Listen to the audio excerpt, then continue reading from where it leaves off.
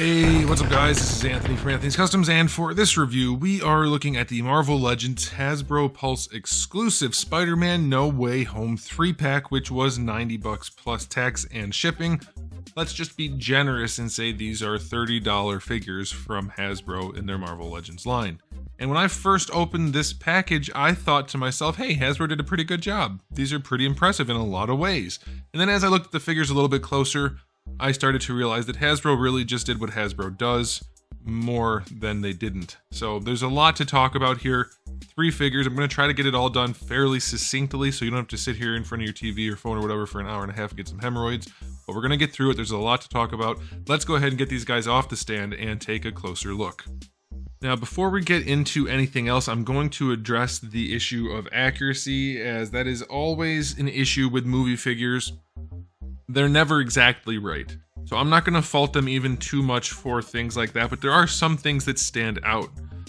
To me, very noticeably, the Tobey Spider-Man, the original Spider-Man, his silver web lines are just a little bit garish. They really stand out and look quite weird, and then they are missing in places, and that's not a great thing. I can never remember this guy's name. I don't know why I can't ever remember it. The amazing Andrew Garfield, the Amazing Spider-Man is way too dark. I know he's supposed to be darker than the other ones, but he's very dark. It stands out. It's quite strange to me how dark they made him. And then we have the Tom Holland Spider-Man, which has an entirely different build design, philosophy, let's say, than the other ones. He doesn't have the same types of articulation. He has a much more like comic book design build than this one's somewhere in between, and then this one looks like he's made out of potatoes and socks. So it's just like a really weird looking set. Accuracy things aside, those are the things that stand out in terms of being questionable. But we're going to get into the actual details, the nitty gritty as we go. Let's dive into it. We're going to do a height measurement for each. We're going to treat the whole review like we're reviewing a bunch of individual figures, and then I'll give an overall rating. 15 centimeters for this guy. That makes him let's call it 5 7/8. For this guy, we are looking at, let's just call it 6 1/4. That's going to make him roughly 16 centimeters. And then for this guy, I'll say 15.75 centimeters, and that's going to be roughly 6 1/8. And I think size-wise, they got him just about right. I looked up the actual actors, and I don't think they fudged their heights too much in the movie. And so that's about what they should look like in terms of heights. Now, I do want to get into the aesthetic, but first I'll do a quick question of the day. Which live-action Spider-Man, not necessarily the specific suit, but which look is your favorite? I think the final version of the Andrew Garfield Spider-Man suit is probably my favorite because it's most comic-y to me. I did like this one. I don't like Tom Holland's suits that much. It seems too much like canvas tactical gear, like all of the MCU stuff does nowadays. Okay, so let's go ahead and just talk about the aesthetics on these guys.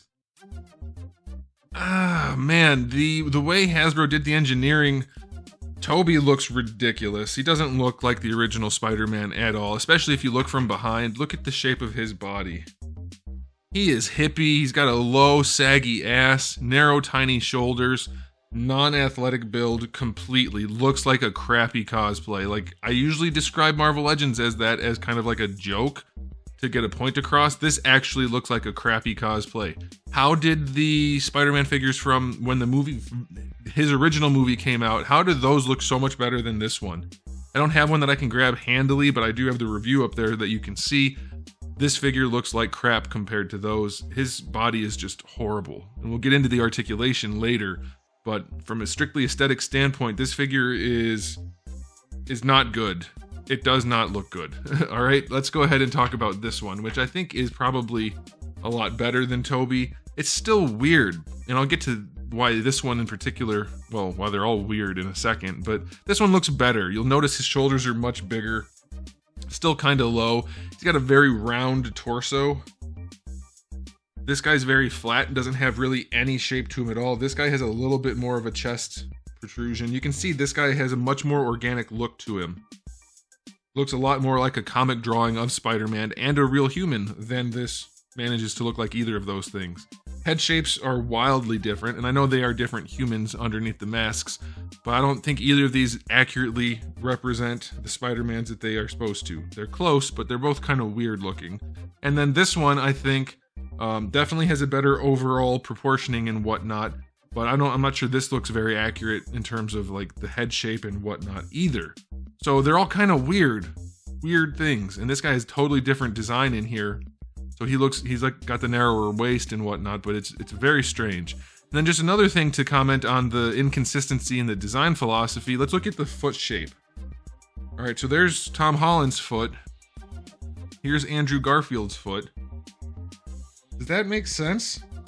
I don't think so. And obviously I don't know what their actual feet look like, but if you're gonna do like a mix of realistic design and then also weird cartoonish design and then also kind of like somewhere in between, at least just pick one for all three characters. The Tobey Maguire foot is the only one that's actually shaped something like a real human foot. This guy looks like he's wearing Chuck Taylors. They're ridiculously long and skinny, and this guy has cartoon feet that looks like he's wearing Crocs. Like, what is happening? It's so weird. The tiniest one has big flat duck feet. The tallest one has really skinny weird feet, and then this guy has the feet that look like the only normal kind of human feet mostly, but they're also kind of thick and boot-like. Just all around very, very strange. Paint jobs are clean everywhere except for the silver on this one. The black line work is pretty clean all around here, and this guy's pretty good too, but it's just such a weird looking set. He's the only one that has muscle definition, by the way.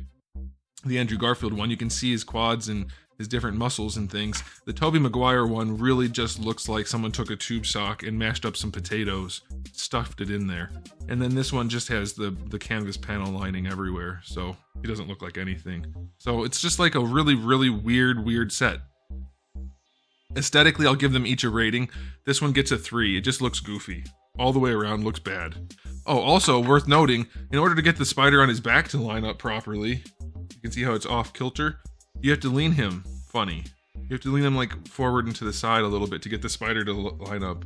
So this one's just all around bad. This one, I'll give a 7. It looks pretty good. It's too dark, but they did some things that are nice. I like the musculature. I like the bigger shoulders. Look at the shoulder difference. It's just such a weird set. And then this one I'll give a 7, I guess, also, even though I don't think this is particularly good either. They're all just very strange. It's hard to describe until you have them in hand.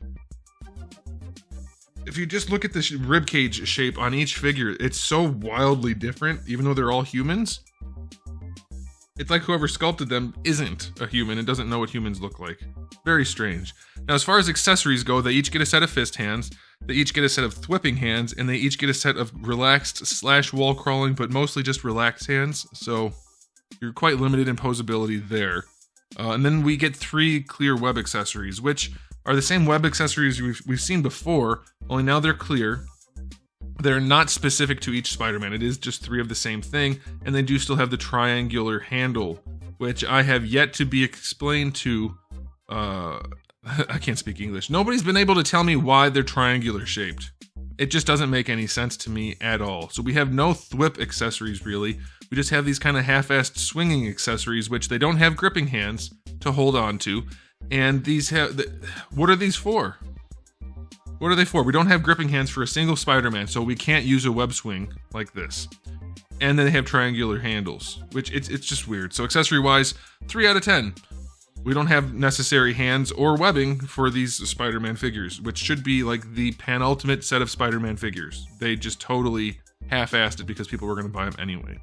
Alright, let's go ahead and run through the articulation on these guys. This might even be a figure they already released. I don't know, because I haven't been following the movie figures at all. If it is, you guys can let me know. If this might just be a repaint, that's why it has a different set of articulation than the other 2 that had to get remade. You guys can let me know. But we'll go through it. So this guy, ball peg neck. Not great range, so poorly executed double ball peg. Feels like a single, honestly. They didn't do a great job with his neck. It's pretty limited in the range. Looking up and down, it's there, like it's all there, but they didn't do a good job with ball pegs. As is usually the case, Hasbro does not understand the most basic of articulation points. Alright, butterfly joint is pretty garbo. Can't bring the arms forward at all. They go back a little bit, but as you can see, it's sculpted very far into the back, but he also has almost no range. So horrible butterfly joint. Shoulder joint on this guy, not quite horizontal, so that's pretty limited.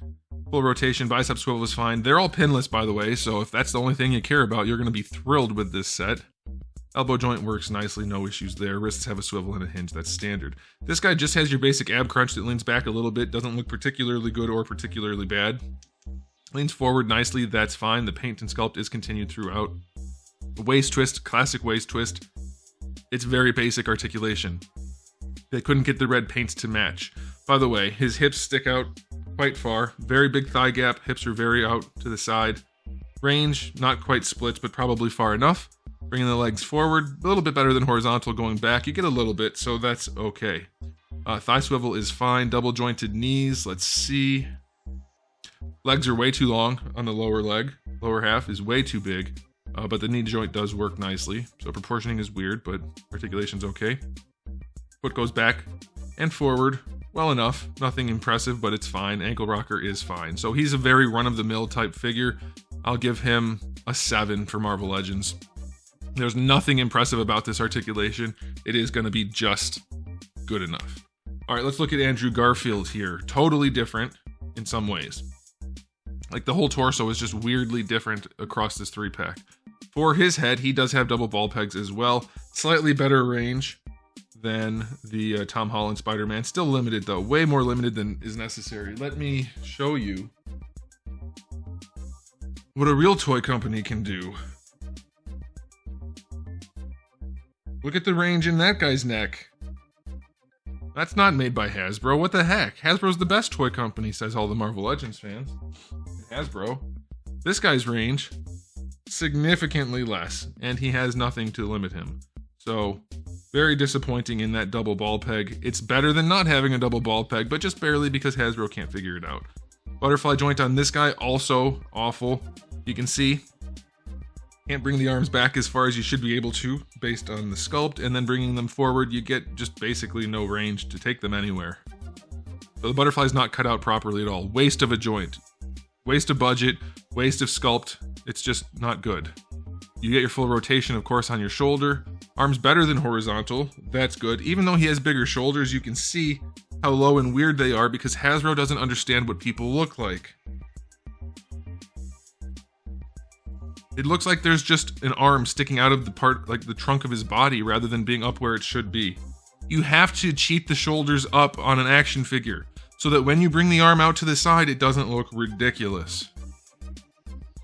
Anybody who's muscular, if you raise your arm out to the side, you get a shoulder lump. The ball of the shoulder is up. This looks silly. Anyway, bicep swivel is fine. Double jointed elbow, that's fine. Wrist swivel and hinge, that's standard. Diaphragm joint on this guy, unlike this guy who had ab crunch and waist twist, diaphragm joint on this guy actually leans back pretty far. I'll take that. Leans forward barely. Why? Nobody knows. Out to the side, it works pretty well and you get your rotation, so that's okay. Ball peg down in the waist? Nope, because that would be too good.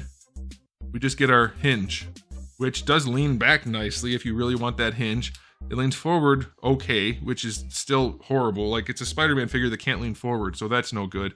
And then that's it, because there's nothing here.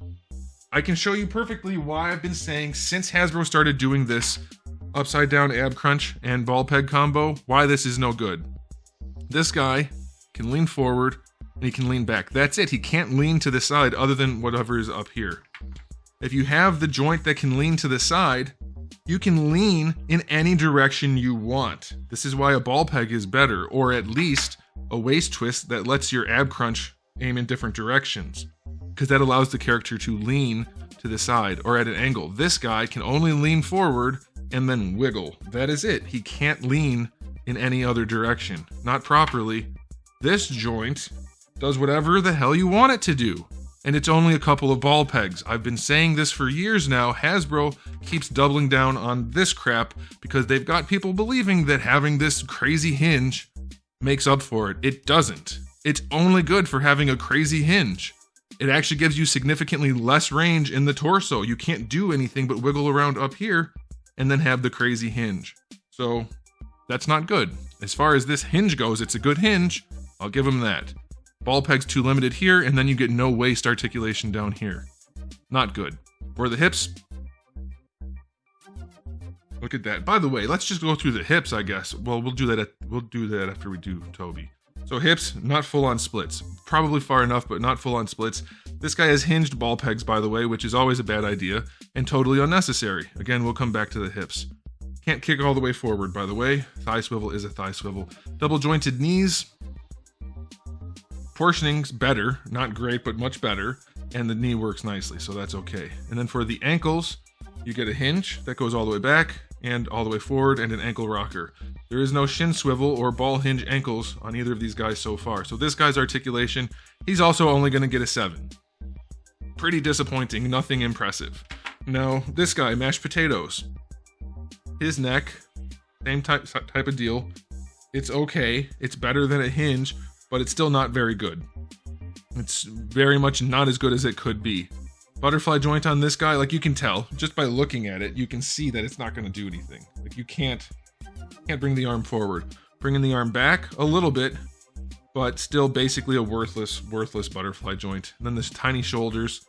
I guess they technically work okay. You can bring that arm up pretty high. You're going to get your full rotation. Bicep swivel is standard. That if they can't get a bicep swivel right, I might as well not even rate that. All right, so the elbows work fine. No issues there. Actually, his elbows are a little janky, but whatever, they're functional. Wrists have a swivel and a hinge. Let's see how his diaphragm joint works. His leans back okay, but because of the way they sculpted him, he's just got a big old pot belly. He leans forward almost not at all. Side to side is pretty good. You get your rotation, sort of, but he's very flat, so it doesn't work well. And then that hinge, that ridiculous hinge is a hinge, and it's still, I mean, it's only good for a hinge. It doesn't even look good, and it doesn't help posability, really. His really wide hips, this guy's hips are much narrower, by the way. That's why I didn't mention it. His look pretty much standard, pretty neutral, pretty good. This guy has the really wide birthing hips. Let's see what kind of range he gets. Oh, the worst out of all of them. Very limited range in the hips. Okay, so this is what I wanted to do. I wanted to show you Spider-Man. All right, that's his hip range to the side. Here's another one. We've got some Spider-Mans here to look at. So that's his hip range out to the side. Again, very slender build, basically a naked human body. Nothing encumbering them. So that's the range of all their hips, okay? Let's take Fei Long here, from not the biggest toy company in the world, wearing baggy pants. Oh, well, what do you know? Full-on splits. It's almost like all the times I've said that Marvel Legends should have better articulation and all the people that collect them are like, no, you're just a hater. It's almost like I've been right the whole time, that Hasbro just sucks at what they do. So we do have the drop-down hips here again. Let's see how far he can kick forward.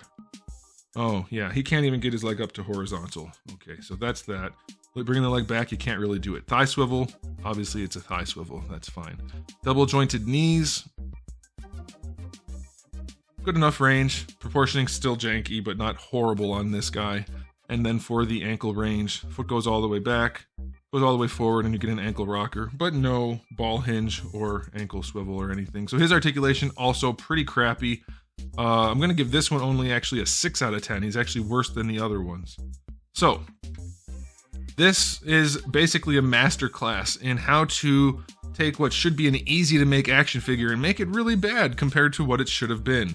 Are they really bad figures overall? No, not necessarily. This one's the worst by far, but they're so much worse than they should have been. Every one of these figures costs more than this figure. Okay, it has less paint, sure. Articulation is infinitely better, almost literally, on this figure than any one of these from Hasbro. And these are Spider-Man figures, by the way. Just ridiculous. So I'm going to do an overall rating for each one and then as a 3-pack. Overall rating for this guy, 7 out of 10 for Marvel Legends. Overall rating for this guy, 7 out of 10 for Marvel Legends. And overall rating for this guy, 5 out of 10. No, 4 out of 10 for Marvel Legends. Easily the worst of the bunch. It looks terrible.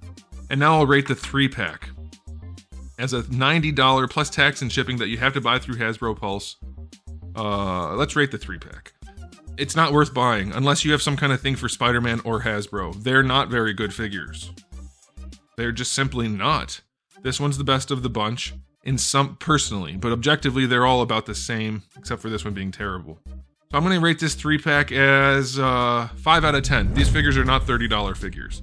They don't pose well, the accessories are lazy, they're missing hands, the webs are worthless. I just don't get it. What's the point? Is it just strictly nostalgia? Is it a cash grab nostalgia play from Hasbro? That seems to be the only thing they're good at. Oh, and getting collectors to White Knight for them. And to buy crap. Happily. Keep shoveling that crap in from Hasbro, and they're going to keep making it. If anything has proven anything recently in the toy industry, it's that you don't need to charge as much as Hasbro's charging to make the shit that they're making. Jada, tiny company in comparison, making leagues better figures for less money with more accessories, better articulation, better everything. $25, $30 a piece. It's just nuts. It's absolutely nuts. To me, this set is a perfect example of everything that's wrong with Hasbro. Granted, they did get the paint pretty clean on these two at least, but that's about it. So I'm thoroughly disappointed in this set, and I don't see anybody who's really going to love it. It's a bunch of Spider-Man figures that can't pose for crap and have crap accessories. What the heck? What's the point? Let me know what you guys think in the comment section below, but I'm not thrilled. So I'm going to give the 3-pack an overall rating of a very generous 5 out of 10. Just not good enough. So there it is, guys. Thanks for watching. If you enjoyed the video, please do give it a thumbs up. If you didn't, give it a thumbs down. And if you haven't subscribed, you should. I have new videos almost every single day and thousands already on the channel. So make sure you come back for all of that. In the meantime, keep collecting.